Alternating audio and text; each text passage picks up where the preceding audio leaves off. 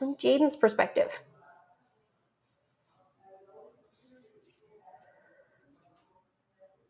Jaden watched the milling people from the mezzanine of the banquet room. He imagined the people of the two courts as pawns, in a game with more rules and more loopholes than any regular board game.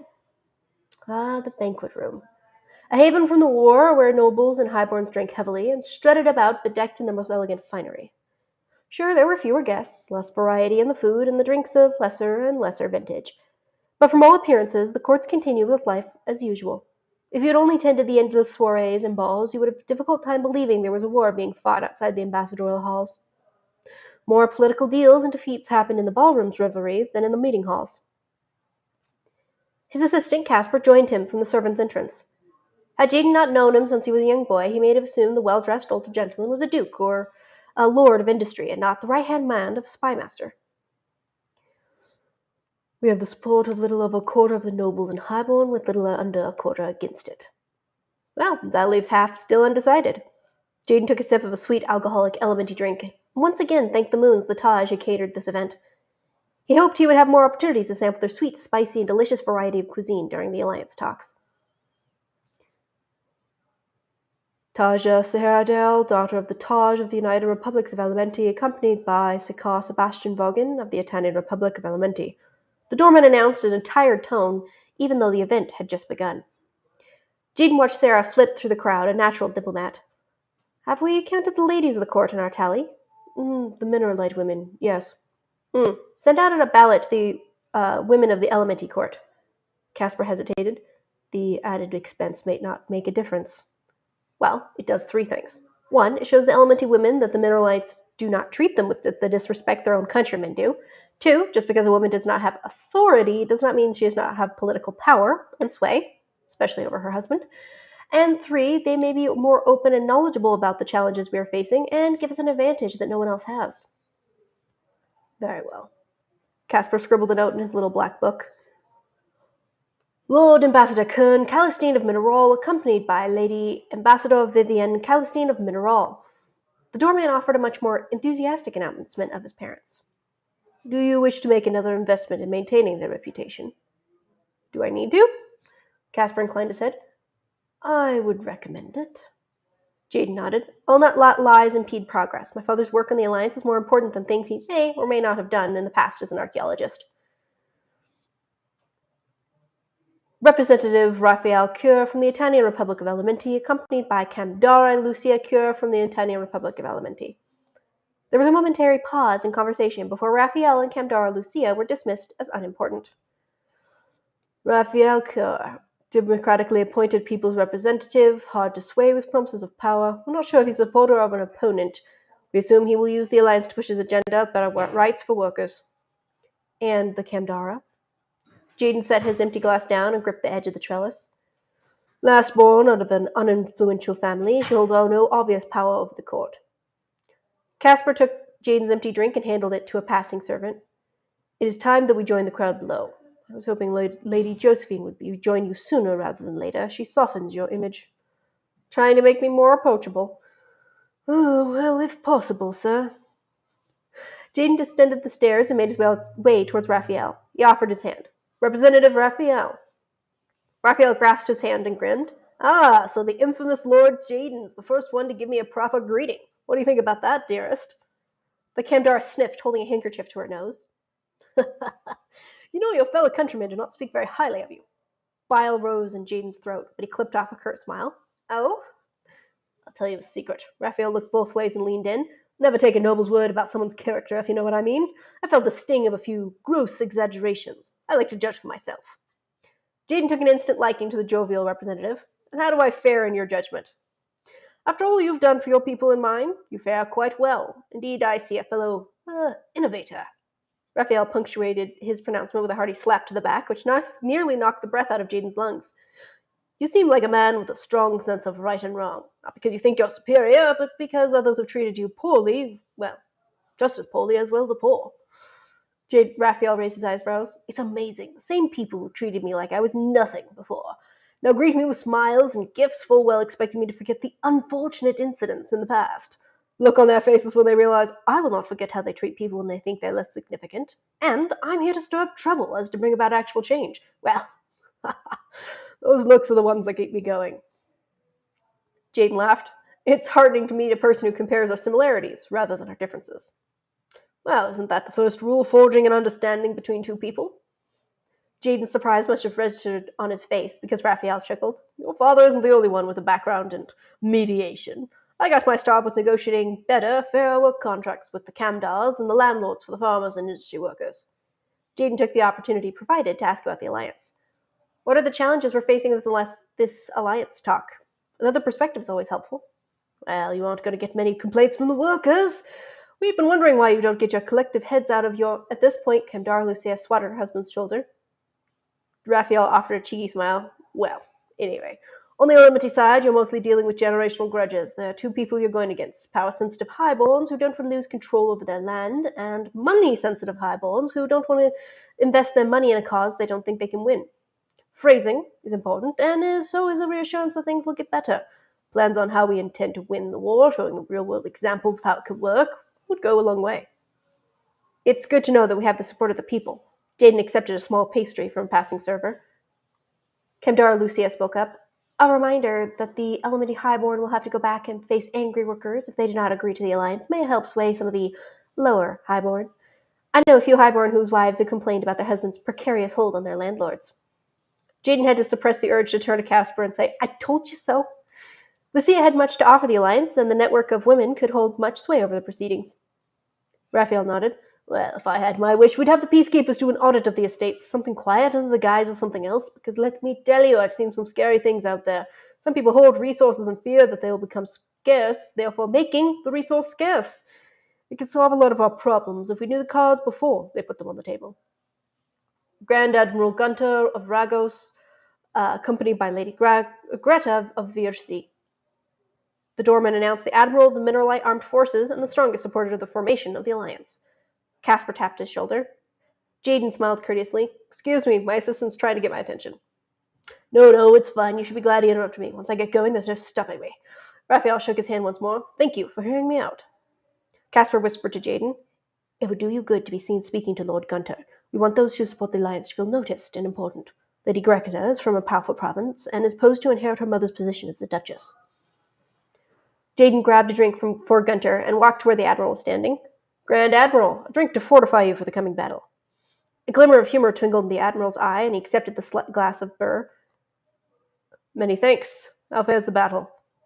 We have the support of a quarter of the noble and highborn, the stern disapproval of another quarter, and about half that are undecided. Then the odds are in our favor. Lady Greta smiled and declined a drink from passing server. Just wait till we start the talks tomorrow. I'm sure those numbers will change for the better. Any assistance or reassurances you can provide them would be much appreciated. Jaden addressed them both. They give your word additional weight. Lord Neron Harkin, Duke of the Harkin Province, the doorman announced. The Harkin Province is important and has the loyalty of many of the lesser provinces, Casper noted. We have yet to receive an answer on his support or dissent on the alliance. He comes unaccompanied, Lady Greta pointed out. For a married man, this could be a sign of weakness of his marriage or of his wife's disapproval. Jaden noticed Taja Sahara leave her friend and stride with purpose to Lord Neron's side. It was good to know that he was not alone in this fight. Lady Josephine Ragos of Mineral, accompanied by Lord Ragos of Mineral. Jaden took his leave of the couple and made his way over to where Lady Josephine and her father stood greeting the Taj and his wife. She's the second Mineralite, other than your father, to seek them out first, Casper noted, a pleased tone creeping into his voice. Jaden cleared his throat. And who was the first? Casper replied with a hint of dry humor. Lady Emra. Figures. Jaden waited for Josephine to finish speaking with the Taj before getting her attention. Lady Josephine. Josephine turned at the sound of his voice and smiled. Father, this is Lord Jaden Calistine, the son of the Lord Ambassador. Jaden shook Lord Ragos' hand and almost winced at his strength. You count on our support of the alliance. The king sees this as the best way for Mineral to make long, overdue exit out of this conflict. Lord Ragos spoke loud enough for the Taj to hear him. Something about Josephine's smile and the look of approval her father gave him made him inwardly sigh. He would either have to propose or break it off now that things had gotten serious. His Scarlet Society had enough on their plates. He wouldn't have the trouble of protecting yet another family. The musicians tuned the instruments and played a refrain of a tune from one of the Mineralite traditional dances. A clever move. The first dance of the Elementi-hosted soirée would be a Mineralite one. I should find your mother. I would upset her if I didn't ask her to dance. Lord Ragos patted his daughter's hand. Shall we? Jaden offered his hand to Josephine, and Josephine shook her head. Perhaps the next one. I could use a drink. Jaden raised an eyebrow and headed for the bar. Family troubles? Ha! No, thank the creator. The worker representatives called an emergency meeting shortly before the start of the event. They intended to make us miss this event as some sort of power play. I thought it was sheer luck that Father was able to find a resolution so quickly, but as it turns out, he disagreed to all their terms. Josephine confided in a hushed voice. Jaden ordered a drink with a name he couldn't pronounce. Josephine ordered a straight shot of Burr. Oh, that bad? Josephine nodded. It'll be a miracle if we make profit next quarter. Lord Jaden Calistine.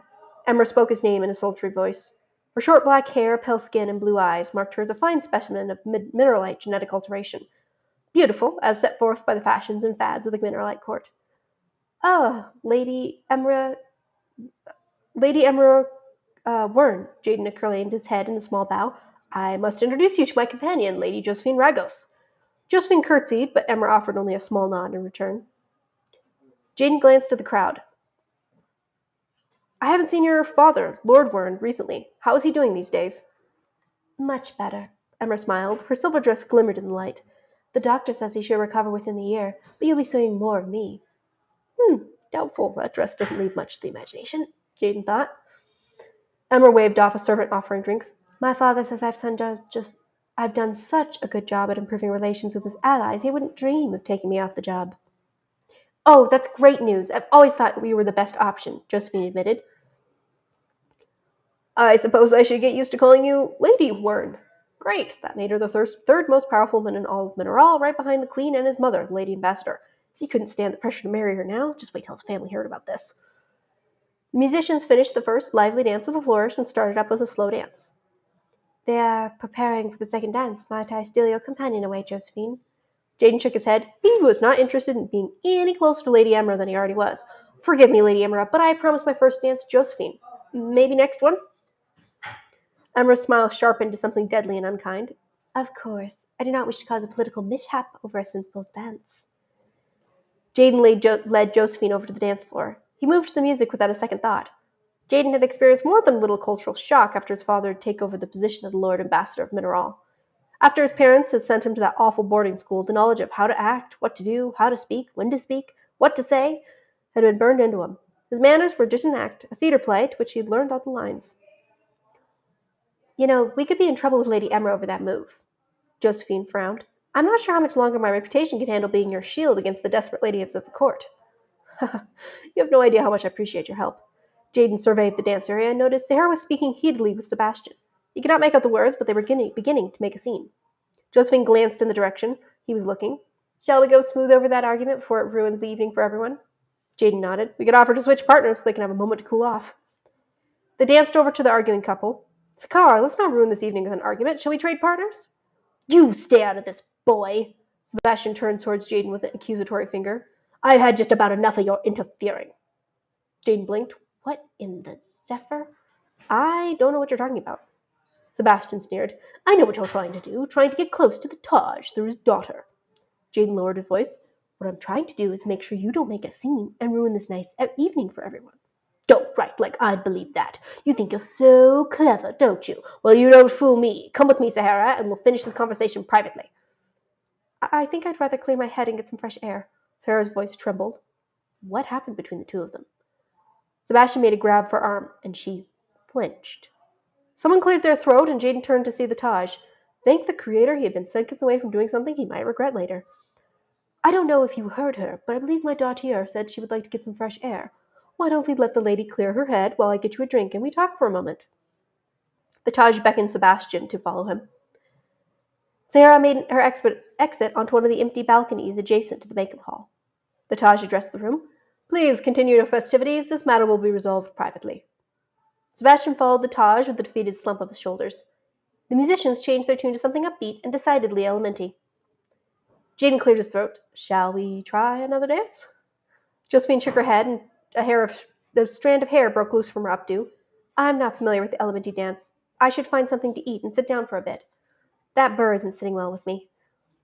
Let's find you a place to sit, and I'll bring you a plate full of food. As soon as she was settled, Jaden waited in line and filled a plate with salty seed crackers, a cupful of mild egg soup, and a few savory cheeses and herb biscuits. Satisfied he'd taken care of her immediate needs, Jaden promised he'd be back in time for the last dance. You should speak with Lord George, Duke of Casshill. Caspar appeared at his side in an instant like a phantom. It used to startle him, the way the Caspar would just be there when he needed him, but now it was more surprising if he wasn't there. He's the one that survived the recent assassination attempt, right? Jaden scratched his chin. Do we know who paid for the assassin? Caspar tasked the cover of his book. No, but we're close to learning their identity. It does not seem to be an Animalian-sponsored attempt. Jaden waited until the man was alone. Lord George. Lord George made a startled noise and almost spilled his drink. Lord Jaden, what might I do for you? I heard about the attempt on your life. Jaden offered a sympathetic smile. I'd be a little on edge, too. George scoffed. Yeah, I'm sure you heard about it. Jaden put his hand up. I had nothing to do with it. His eyes narrowed and he pointed an angry finger at Jaden's direction. The attempt on my life came an hour after I posted my answer to your ballot. The office of the Lord Ambassador sent the ballot, and even I'm not allowed to review the votes. George rolled his eyes. I was undecided before, but this is the way you and your father go about getting things done around here. You can be rest assured I will not be signing the alliance. Jaden sighed. What he wouldn't give for a shot of burr and a chance to start over. If someone has made an attempt on your life and failed, your son may be their next target. He's off at the Peak boarding school, isn't he? George stood straighter and narrowed his eyes. It's a good school. I attended there myself. I send a substantial donation to the school, as many lords and counts do, to make sure it maintains the high quality of education for our children. Are you trying to threaten the safety of my son? His voice deepened and his face flushed. Jaden shook his head. I'm not like the other Minorite nobles. I would never threaten the life and safety of a child. George's shoulders slumped. What am I supposed to do about it? No one, not even a duke like me, has the funds to hire personal guards. I can only hope he'll be safe in the stronghold of the mountains. I have contacts inside the school who can assure your son's safety. Jaden had him right where he wanted him. No child should have to live in fear that an assassin might show up at their bedside. Jaden knew exactly how that felt. George said nothing for some time, just stared out the window at the side of the twin moons. When he spoke, the words were barely above a whisper. What do you need from me? I need you to fight for your son's future, fight for the future of all Minorite children. Jaden fought to keep his voice low. Help me bridge this gap between us and the Elementi and fight for the Alliance. George turned to Jaden, his face ashen. And if we fail? If we fail, your son still gets my protection as long as you promise to fight against the Animalians, and not to join them. George put a hand over his heart. I swear by the Creator I will fight for the Alliance and fight against the Animalians to my dying breath. Jaden smiled. I will send a message to my contacts right away. Thank you. George grasped Jaden's hand. I hope you guys enjoyed Chapter 8. This was a blast to write. I love writing chapters that show the same scene happening from different people's perspectives. That is something that does happen multiple other times throughout the book, and I'm really looking forward to sharing with you guys different people's perspectives. Next week, we are going to be going back to Milo. Well, if you've been wondering what happened to Milo, we're going to be going with Chapter 9, The Bandit and the Paladin.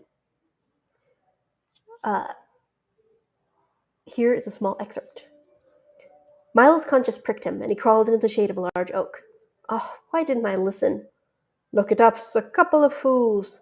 A voice spoke from the oak. Milo blinked, and he realized there was someone bound to the tree, hidden by the mud and debris from the flash flood. He wore the mask of a croon, a lowly omnivore that sustained itself on trash from camps. What happened to you? I tried to rescue a damsel in distress, but the vile bandits tricked me and left me here to die. I hope you guys enjoyed, and I look forward to reading more chapters for you guys in the future. I went ahead and shared a link to all of the past chapters, so if you guys haven't had a chance to read those or watch those, there is a link there in the comments for you guys to check them out.